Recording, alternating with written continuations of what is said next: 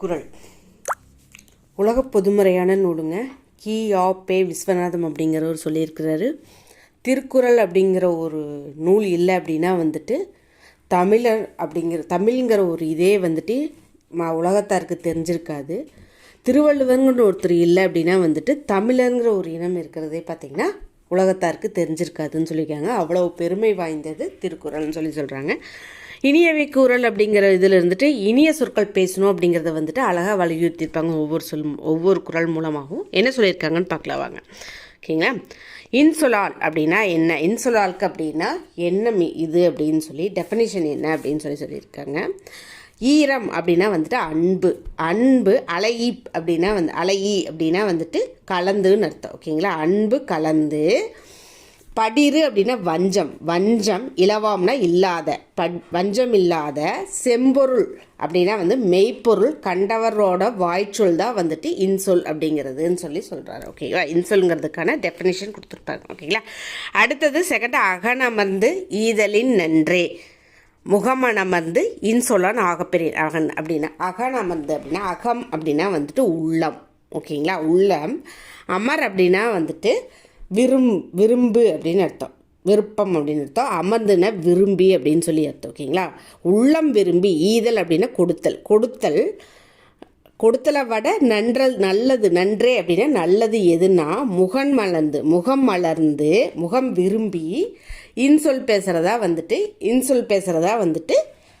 அதாவது உள்ளம் விரும்பி கொடுத்ததை காட்டிலும் நல்லது எதுனா முகம் மலர்ந்து இன்சொல் பேசுகிறதா நல்லதுன்னு சொல்கிறாங்க. ஓகேங்களா. அகம் அப்படின்னா பார்த்திங்கன்னா அகன் அப்படின்னா கடைப்பொலிங்க. ஆக்சுவலாக இது அகன் அப்படிங்கிறது அகம். ஓகேங்களா. உள்ளம் அப்படின்னு அர்த்தம். ஓகேங்களா. கடை அப்படின்னா அப்படி இன் இம்முங்கிறது பதில் இன் வந்தாலும் அதனோட பொருள் மாடாமல் இருக்கிறது கடைப்பொலின்னு சொல்லுவாங்க. அமர் பார்த்திங்கன்னா விருப்பம். ஓகேங்களா. அமர்னா விருப்பம், அமர்ந்து அப்படின்னா விரும்பி. ஓகேங்களா. முகன் அப்படிங்கிறது கடைப்பொலி, முகம் அப்படிங்கிறத முகன் சொல்லியிருக்காங்க, பொருள் மாறாது.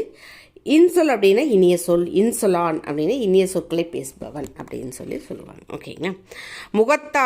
முகத்தான் அமர்நிறைந்து நோக்கி அகத்தானும் இன்சொல் பேசுதே அறம் அப்படின்னு சொல்லுவாங்க. அறம்னா என்னன்னு சொல்லியிருக்காங்க. ஓகேங்களா. அறம் அப்படின்னா என்னென்னா முகத்தான், அதாவது அமர்ந்து நிதி அப்படின்னா விரும்பி அதாவது இன்பத்தோட இனிமையோட நோக்கிறது, அதாவது முகத்தால் பார்த்திங்கன்னா இனிமையோட நோக்கி பார்த்து அகத்திலிருந்து இன்சொல் பேசுகிறது தான் அதாவது உள்ளத்திலிருந்து இன்சொல் பேசுகிறது தான் அறம் சொல்கிறாங்க. ஓகேங்களா. முகத்திலிருந்து அப்படியே அழகாக நோக்கி அப்படியே சிரிச்ச முகமாக பார்த்துட்டு அகத்திலிருந்து பார்த்திங்கன்னா நல்ல சொல் பேசுகிறதா அறம் அப்படின்னு சொல்கிறாங்க. ஓகேங்களா. அடுத்தது, துன்புறும் துவாமை இல்லாகும் யார் மாட்டும் இன்புறும் இன்சொல்லார்க்கு அப்படின்னு துன்புறும் அப்படின்னா துன்பத்தை தரும். ஓகேங்களா. துன்பத்தை தரும். துவாமை அப்படின்னா வறுமை. இல்லாகும் அப்படின்னா இல்லாது போகும் அப்படின்னா யார் மாட்டும் யாருக்கு அப்படின்னா அதாவது இன்புறும் இன்சொல்லவர்க்கு அப்படின்னா இன்புறும்னா இன்பத்தை தரும் இன்சொல், அதாவது இனிமையாக சொல் பேசுவதற்கு வறுமைங்கிறதே இருக்காது அப்படின்னு சொல்கிறாங்க. ஓகேங்களா. யார் மாட்டும்னா எல்லாரிடமும். ஓகேங்களா. பணிவுடையான் இன்சொலான் ஆதல் ஒருவருக்கு அணியல்ல மற்ற பிற அப்படின்னு சொல்லுவாங்க. பணிவுடையான் அப்படின்னா பணிந்து நடக்கிறது. ஓகேங்களா. இன்சொல்லானாதல், இன்சொல்னா இனிய சொற்கள் பேசுறது தான் ஒருத்தருக்கு அணினா அணிகலன். ஓகேங்களா. மற்றவையெல்லாம் அணிகலன் கிடையாது அப்படின்னு சொல்கிறாங்க. ஓகேங்களா. அடுத்தது பார்த்திங்கன்னா அல்லவை தேய அப்படின்னா அல்லவை அப்படின்னா இங்கே பாவம். ஓகேங்களா. அல்லவை அப்படின்னா பாவம். பாவம் தேய அறம் பெருகும். எப்பன்னா நல்லதை நாடி நல்லதை விரும்பி இனிய சொல் பேசுகிறவங்ககிட்ட பாவம் தேய்ந்து அறம் பெருகும்னு சொல்கிறாரு. ஓகேங்களா. தென் நயன் ஈன்று அப்படின்னா இன்பம் ஈன்று. நன்றி பறக்கும்னா நன்மை பயக்கும். ஓகேங்களா. நன்மை பயக்கும். யாருக்கு அப்படின்னா பயனை விரும்பி இன்சொல் பேசுகிறவங்க, அதாவது இனிமையான சொல் பேசுகிறவங்களுக்கு தான் நன்மையான பயனை தரும் அப்படின்னு சொல்கிறாங்க. ஓகேங்களா. நல்ல வழங்குக்கு இன்பம் தந்து நன்மை பயக்கும் சொல்கிறாங்க. இன்பம் தந்து நன்மை பயக்கும் சொல்கிறாங்க. ஓகேங்களா. சிறுமையுள் நீங்கிய. சிறுமைனா துன்பத்திலிருந்து நீங்கிய இன்சொல். துன்பத்திலிருந்து நீங்கிய சொல் என்னெல்லாம் சொல்லோ அதெல்லாம் இன்சொல்லுன்னு சொல்கிறாங்க. அந்த சொல் வந்துட்டு மறுமையிலும் மறுபிறவியிலும், ஓகேங்களா, மறுமையில்னா மறுபிறவியிலும், இம்மையிலும் அப்படின்னா இப்பிறவியிலும் இன்பம் தரும்னு சொல்கிறாங்க. அதாவது மகிழ்ச்சியை தரும்னு சொல்கிறாங்க. ஓகேங்களா. அடுத்தது என்ன சொல்கிறாங்கன்னா, இன்சொல் இனிது இன்றல் காண்பான் எவன்களோ வன்சொல் வழங்குவது. அதாவது இன்சொல், அதாவது இனிய சொற்கள் இனிது ஈன்றல் அப்படின்னா தருது, ஓகேவா, இனிது தருது பார்க்குறவன், காண்பான்னா பார்க்குறவன், எவன்களோ ஏனோ என்ன பயனாலேயோ அவன் வந்துட்டு வன்சொல் வழங்குவது ஏன் அப்படின்னு சொல்லுவான். அதாவது ஏன் வந்துட்டு வன்சொல்ல கடுமையான சொல் ஏன் பேசுகிறான், இன்சொல் வந்துட்டு பேசுறதுனோட நன்மையை, அதாவது நன்மை தரதை பார்க்குறவன் ஏன் வந்து வன்சொல் பேசுகிறான் அப்படின்னு சொல்லிட்டு அவருக்கே ஒரு கொஸ்டினாக கேட்குறாரு. ஓகேங்களா. இனிய உளவாக இன்னாத குரல் கனி இருப்ப காய்க்க வந்துட்டு. அதாவது இனிய உளவாக அப்படின்னா இனிய சொல் இருக்கும்போது இன்னாத குரல் அப்படின்னா வந்துட்டு கடுஞ்சொல் பேசுகிறவங்க வந்து எதுக்கு சமமானது அப்படின்னா வந்து அற்று அப்படின்னா அதுவே போல அப்படின்னு அர்த்தம். ஓகேங்களா. கனி இருக்கிற போது காய் சாப்பிட்றதுக்கு சமம். கனி எவ்வளோ இனிமையானது, காய் கொஞ்சம் துவர்ப்பு கசப்போடு இருக்கும், அது சாப்பிட்றதுக்கு சமம். இனிமையை விட்டுட்டு காய், அதாவது துவர்ப்பு கசப்பை சாப்பிட்றதுக்கு சமமானதுன்னு சொல்கிறாங்க. ஓகேங்களா. கவர்தல்னா நுகர்தல், அற்று அப்படின்னா அது போன்றது. ஓகேங்களா. செய்யும் தொழிலே தெய்வம் அப்படிங்கிறது சொன்னவர் யார் அப்படின்னா வந்துட்டு பட்டுக்கோட்டை கல்யாண சுந்தரனார். அவர் சொல்கிறதுக்காகனா 17 வகையான தொழில்கள் செஞ்சு அப்புறம் தான் வந்து திரை இசை பாடல் பாடுறதுக்கு வந்திருப்பார். திரை இசை பாடல் மூலமாக வந்துட்டு உழைப்பாளிகளின் உயர்வை போற்றியவர் பட்டுக்கோட்டை கல்யாண சுந்தரனார். அவரோட பாடல்கள் பார்த்திங்கன்னா எளிமையான, யாராக இருந்தாலும் புரிஞ்சுக்கொள்கிற மாதிரி இருக்கும், எளிய நடையில் இருக்கும். ஓகேங்க. இது அவரோட ஃபேமஸான மேற்கோளுங்க. செய்யும் தொழிலே தெய்வம் அப்படிங்கிறது பார்த்திங்கன்னா அது சொன்னாவே பட்டுக்கோட்டை கல்யாண சுந்தரனார் 17 வகையான தொழில் செஞ்சுட்டு செய்யும் தொழிலே தெய்வம் அப்படின்னு சொல்லியிருப்பார். ஓகேங்க. அவர் வந்து மாடு மேய்க்கிறதுலேருந்து விவசாயி அப்படின்னு சொல்லிட்டு ஒவ்வொரு தொழிலாக வந்துட்டு செஞ்சுருப்பார். 17 வகையான தொழில் செஞ்சுட்டு தான் பாட்டுக்கே, அதாவது பாட்டு பாடுறதுக்கே வந்திருப்பார். தென் செய்யும் தொழிலே தெய்வம், அந்த திறமை தான் நமக்கு செல்வம். அந்த திறமை தான் நம்மளுக்கு செல்வம் சொல்கிறாங்க. செய்யும் தொழிலே தெய்வம், அந்த திறமை தான் நமக்கு செல்வம். கையும் காலும் தான் உதவி. அந்த செய்கிற தொழிலுக்கே வந்து எது உதவின்னு சொல்கிறாருன்னா கையும் காலும் தான் உதவி. கொண்ட கடமை தான் நம்மளுக்கு பதவி. நம்ம கடமை, அதாவது கடமை தான் வந்து நம்மளுக்கு பதவின்னு சொல்கிறாங்க. இது ரொம்ப இம்பார்ட்டண்ட்டு. இது கேட்டுகிட்டே இருப்பாங்க. செய்யும் தொழிலே தெய்வம் அப்படின்னு சொன்னவர் யாருன்னா பட்டுக்கோட்டை கல்யாணம் சொன்னார். அந்த திறமை தான் நமது செல்வம். நம்மளுக்கு செல்வம் எது அப்படின்னா வந்துட்டு நம்மளை அந்த திறமை தான். கை காலந்தா உதவி, கொண்ட கடமை தான் நமக்கு பதவின்னு சொன்னவர் பட்டுக்கோட்டை கல்யாணம் சொன்னார். அடுத்தது கல்யாணங்கிறது எல்லாரும் ஆகணும் அப்படின்னு சொல்லியிருப்போம் இல்லையா. ஸோ எல்லாரும் நினைப்போம் இல்லைங்களா. அது ஆகும் கல்யாணம் ஆகிறது அப்படிங்கிற மாதிரி நான் வச்சு ஆகும்னு வந்துச்சுனாவே பட்டுக்கோட்டை கல்யாண சுந்தரனான்னு நான் வச்சுக்கோங்க. பயிரை வளர்த்தால் ஆகும்னு வருதா, கல்யாணம் ஆகணுங்கிற மாதிரி நினச்சிக்கோங்க. ஓகேங்களா. அது உயிரை காக்கும் உணவாகும். அது வந்து பயிரை வளர்த்தால் பலன் கிடைக்கும், அது வந்து உயிரை காக்கும் உணவும் ஆகும் அப்படின்னு சொல்லுவாங்க. ஓகேங்களா. இது பார்த்திங்கன்னா பார்த்தாவே புரிஞ்சுக்கிற மாதிரி இருக்குது. ஸோ எளிய பாடல் மூலம் வந்துட்டு கருத்துக்களை வந்து எளிய முறையில் சொல்லியிருப்பார். ஓகேங்களா. வெயில் நமக்கு துணையாகும், அந்த வேர்வை எல்லாம் விதையாகும். ஆகும்னு வந்திருக்குது, கல்யாணம் ஆகணும் அப்படின்னு நினைக்கிறதுன்னு ஞாபகம் வச்சுக்கோங்க. ஓகேங்களா. கல்யாணம் ஆகணும்னு நினைக்கணும். தினம் வேலையுண்டு, வேலை இருக்குது, குலமானமும் இருக்குது, வருங்காலமும் இருக்குது, அதை நம்பிடுவோம் சொல்லுவாங்க. இது வேலை இருக்குது, மானம் இருக்குது, வருங்காலம் இருக்குது, அதெல்லாம் கல்யாணம் செஞ்சுருவோம் அப்படிங்கிற மாதிரி நான் வச்சுட்டு இந்த வேர்டு கல்யாண சுந்தரனார் அப்படின்னு ஞாபகம் வச்சுட்டாலும் ஓகே. தினம் வேலையுண்டு, குலமானம் உண்டு, வருங்காலம் உண்டு, அதனால் வந்துட்டு கல்யாணம் செஞ்சுருவோன்னு ஆரம்பிச்சுட்டு கல்யாண சுந்தரம் அதை நம்பிடுவோம் அப்படின்னு சொல்லியிருக்கிறார். ஓகேங்க. காயும் ஒரு நாள் கனியாகும் ஆகும்னு வருது, கல்யாணம் ஆகணும்னு. நம் கனவும் ஒரு நாள் நனவாகும். நம்மளோட கனவும், அதாவது கல்யாணம் ஆகணுங்கிற கனவும் நனவாகும். ஓகேங்களா. காயும் கனியும் விளையாகும், நம் கனவும் நனவும் நிலையாகும். ஆகும்னு எல்லாத்துலேயும் ஆகும் அப்படிங்கிறது வந்திருக்கும். ஓகேங்களா.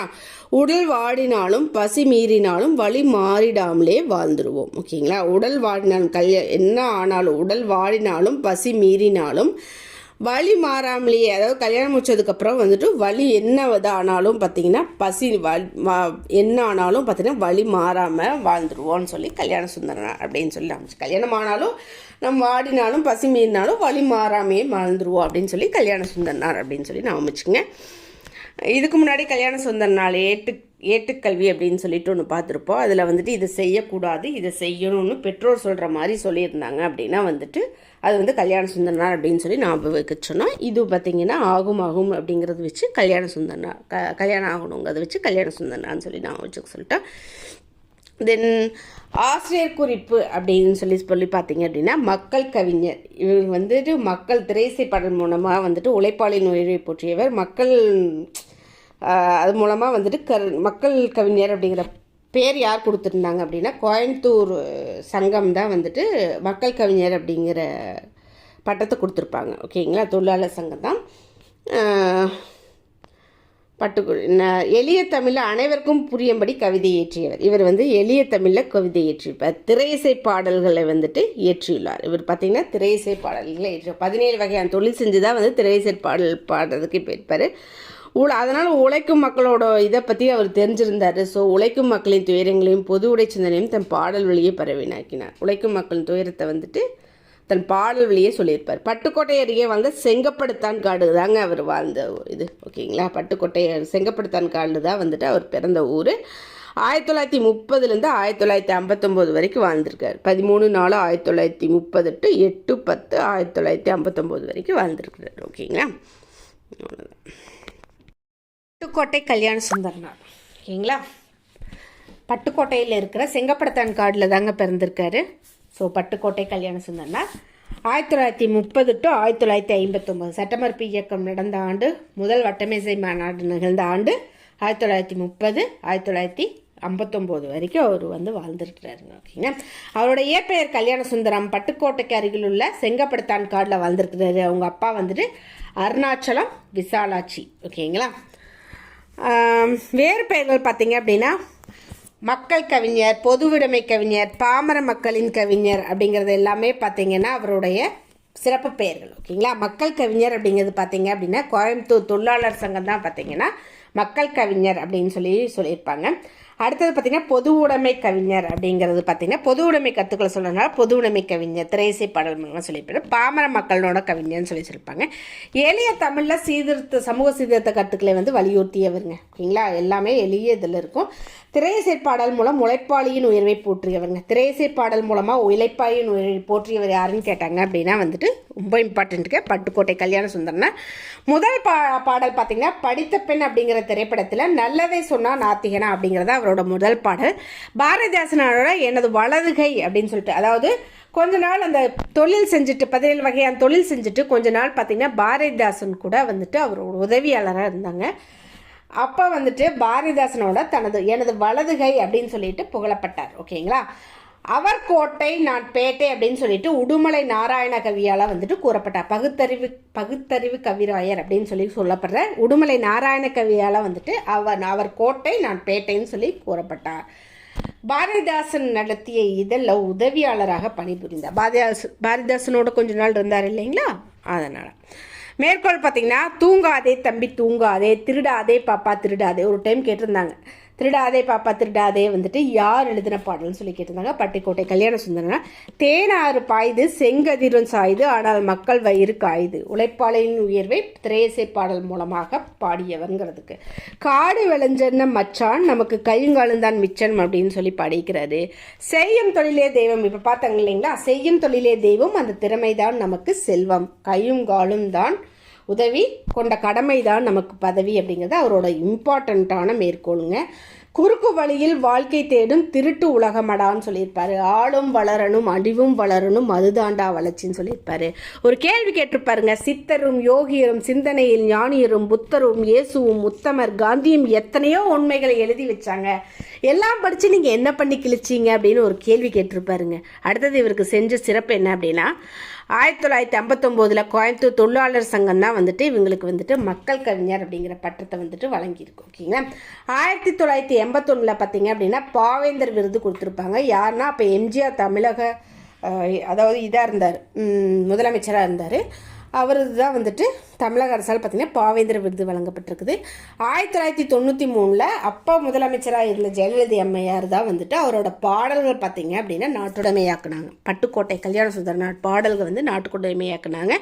2000 பார்த்திங்க அப்படின்னா அப்போ இதாக இருந்தவர் பார்த்திங்கன்னா முதலமைச்சராக இருந்தவர் பார்த்திங்க அப்படின்னா கருணாநிதி இருந்தார்.